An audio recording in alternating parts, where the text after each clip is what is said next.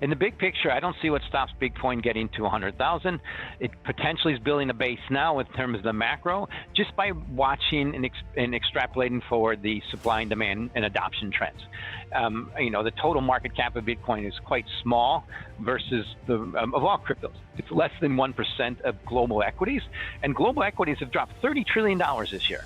Maybe a little more based on what's traded on exchange and the data I have in the Bloomberg terminal. The amount that's coming out of cryptos is about $1 trillion, maybe a little more. It's some rounding error, but the amount of time, effort, and resources and interest I see in this space is quite significant compared to most other assets.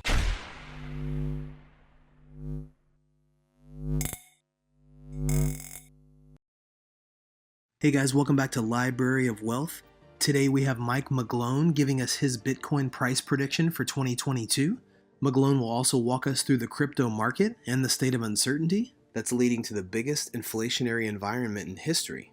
He'll talk about Bitcoin and why there was a huge change in his sentiment towards the dominant crypto asset. This definitely shows that Bitcoin's use case is starting to make itself known even to its staunchest critics, something that has been inconceivable in recent years, and why he believes power is changing from the fiat money world to the Bitcoin world. Don't forget to like and subscribe if you enjoy the content we do here on this channel. Let's get right into the video. So I expect Bitcoin and Ethereum in a broad index that measures the top cryptos to resume outperforming, but most notably I expect Bitcoin to trade more like gold and long bonds and outperform most risk assets.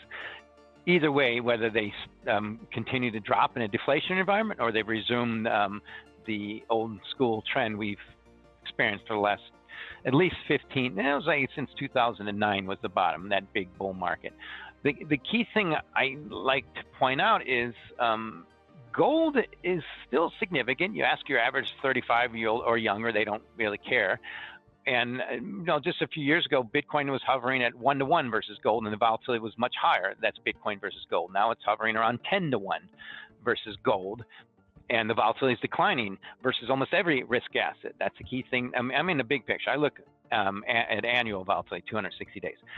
Then I don't see what stops that, because particularly with the world going digital rapidly, stock market's already down 25%. It's doing a major amount of tightening. Bond market's plunging. That's doing a significant amount of tightening. Housing's turned over, although that's very much lagging. Demand's turning over in almost every place as we've looked. The key thing that's the sore point right now in the macro are commodities, and crude oil is the one that sticks out. Right now it's up about 15% in the year. Typically it follows copper, which is down over 20% in the year.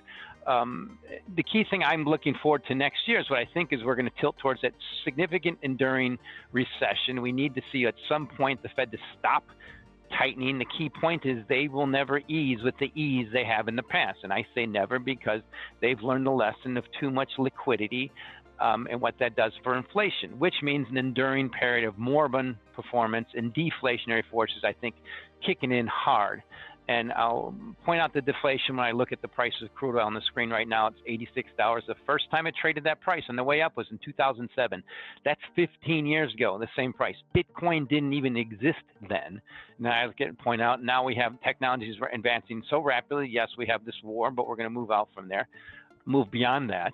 And it's, I think it's going to be the responsiveness, elasticity that usually kicks in, what keeps commodities lower for a good reason.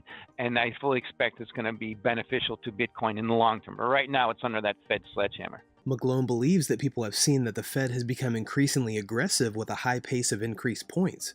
The intense increase has created what McGlone refers to as the Great Reversion. This Great Reversion has created a significant correction in the stock market.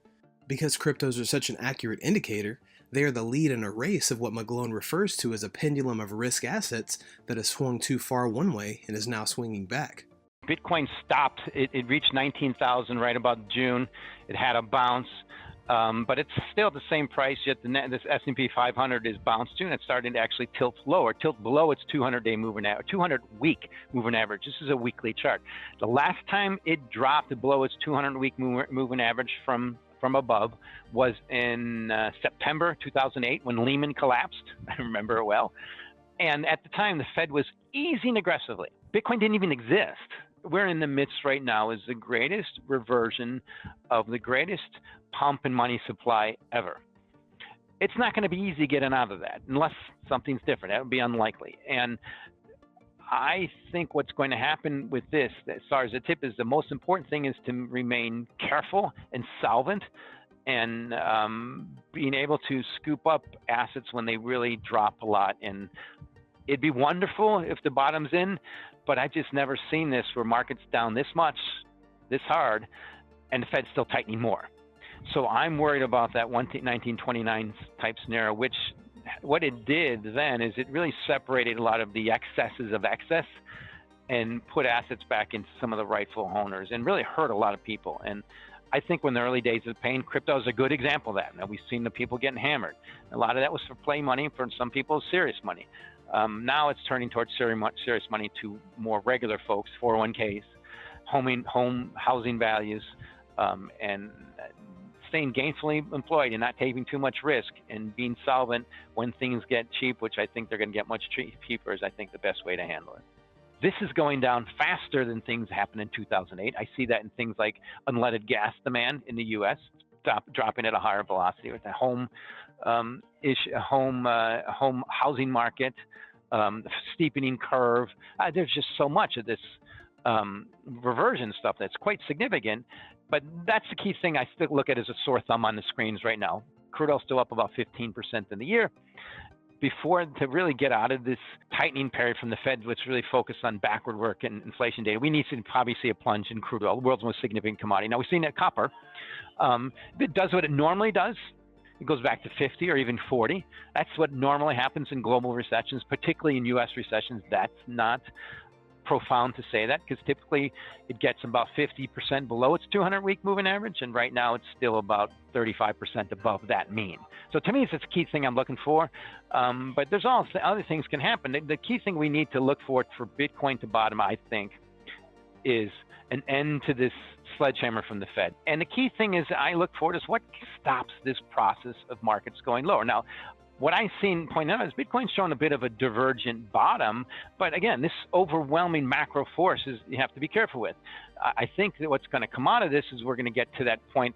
I don't know when it's going to happen, but I think it needs lower equities, commodities to really collapse, to kick in those deflationary forces, at least the forward-looking deflationary forces, before the Fed starts to ignore the backward-looking deflationary measures a little bit and just eases up on the tightening. And that process, I see what's going to happen is Bitcoin will be transforming into more of a risk-off asset to act like gold and treasury bonds, which are all down a lot this year. That's just how bad it is. Mike McGlone says this is a make-or-break time for markets around the globe, as the crypto industry at large has too many working parts now to be stopped.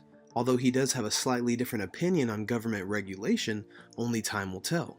Rickards isn't surprised about those that hold a favorable position with the United States government, especially those that support the dollar as the world's reserve currency. He doesn't believe governments should be involved, and says that Bitcoin's longevity is designed to survive without intervention from any governing body. What do you think about Mike McGlone's perspective for Bitcoin for 2022? Comment down below. Don't forget to like and subscribe. This is Library of Wealth. We'll see you in the next video.